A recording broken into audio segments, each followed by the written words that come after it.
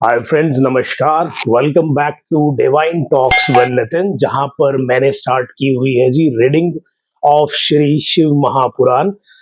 दूसरी संहिता रुद्र संहिता की रीडिंग हमारी चल रही है और उसमें 5 अध्याय ऑलरेडी रीड करके मैं अपलोड कर चुका हूं। अभी मैं रीड करने जा रहा हूं जी छठा अध्याय रुद्र संहिता श्री शिव महापुराण का।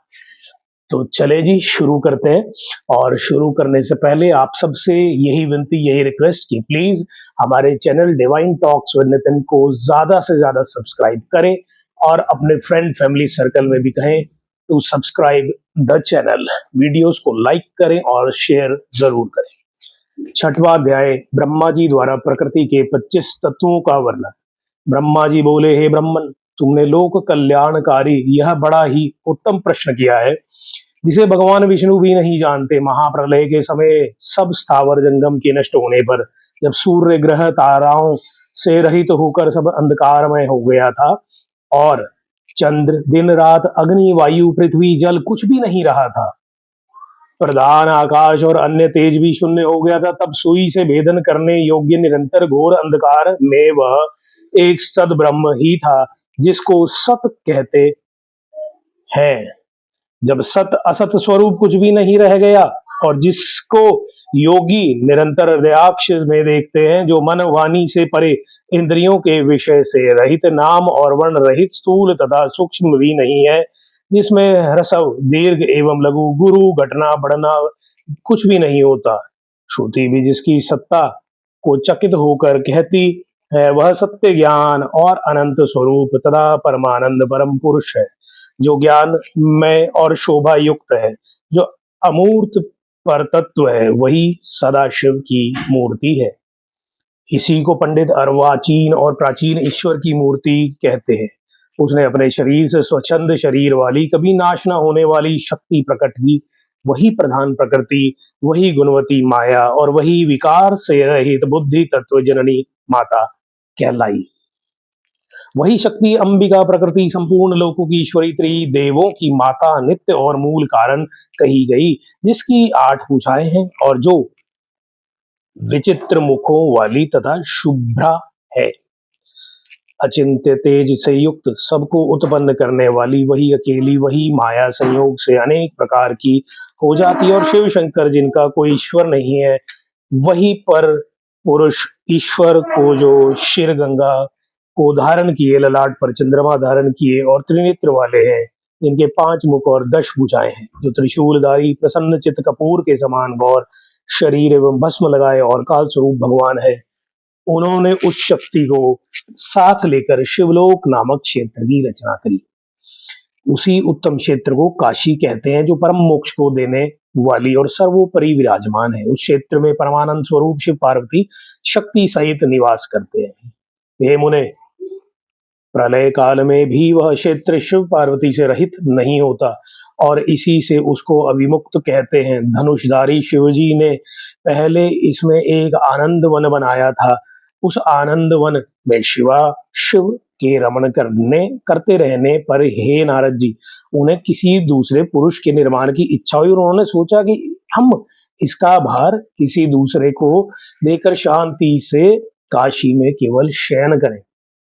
इस प्रकार निश्चय कर उनके दक्षिण के 10वें अंश में सुधारूप आसव का व्यापार किया, जिससे त्रिलोकी में एक सुंदर पुरुष का आविर्भाव हुआ, जो शांत और सत्व गुण से युक्त एवं गंभीरता से सागर के समान था। तब उस अजय पुरुष ने प्रकट होकर परमेश्वर शंभु को प्रणाम कर कर कहा, हे स्वामीन, मेरा नाम कहकर मेरे कर्मों को भी तो गइए। यह सुनकर प्रभु शिवजी हंसकर बोले कि सर्वत्र व्यापक होने से जगत में तुम्हारा नाम विष्णु प्रसिद्ध होगा तथा भक्तों को सुख देने वाले तुम्हारे और भी बहुत से नाम होंगे। तुम परम कार्य साधन के लिए दृढ़ता से तप करो। ऐसा कहकर शंकर जी ने अपने श्वास मार्ग से वेदों को दिया। तब विष्णु ने शिवजी को नमस्कार कर बड़ा तप किया और शिवजी अंतर ध्यान हो गए।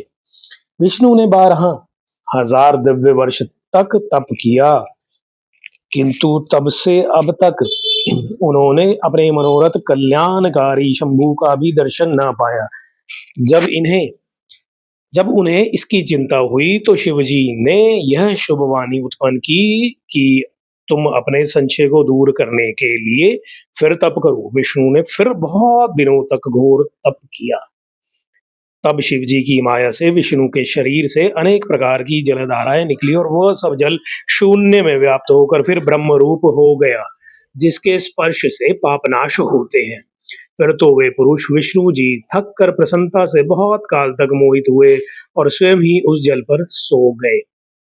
उसी समय उनका श्रुति सम्मत नारायण नाम भी हुआ और प्रकृति पुरुष के बिना उस समय कुछ भी नहीं था। उसी समय में उन महात्मा से सब तत्वों की उत्पत्ति हुई, फिर उनका विस्तार हुआ। पहले प्रकृति से महान, महान से 3 गुण उत्पन्न हुए, फिर उससे 3 गुण और भेद वाला अहंकार उत्पन्न हुआ।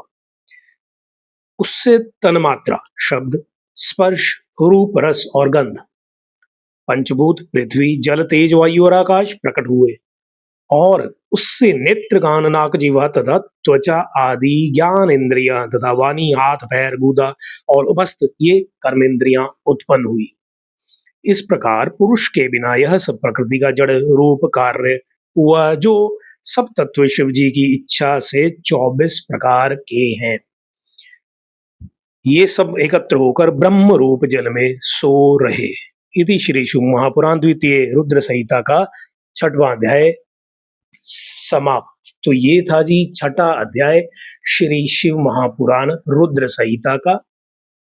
गौर से सुना कीजिए, क्योंकि इसमें बताया गया है कैसे सृष्टि की संरचना हुई, कैसे हमारी इंद्रियां, ज्ञानेंद्रियों की रचना हुई और सब कुछ करने कराने वाले कौन हैं या कौन रहे, वो हैं सदाशिव। उन्होंने ही माया से अर्धनारीश्वर होकर देवी प्रकट की। देवी से आगे वो काशी में आए, उनको लगा कि हम यहीं पर स्थित रहेंगे और सृष्टि रचना करते हैं, उसका भार देते हैं किसी और को, जिसके लिए विष्णु जी उत्पन्न किए गए। तो होप आपको रीडिंग में आनंद और कृपा प्राप्त हो रही होगी। सो मिलेंगे जल्दी नेक्स्ट रीडिंग के साथ। प्लीज शॉर्ट्स और लॉन्ग वीडियोस के थ्रू चैनल से जुड़े रहें और चैनल को ग्रो करने में हमारी मदद करें। जय गुरु जी, शुक्राना गुरु जी, जय भोलेनाथ।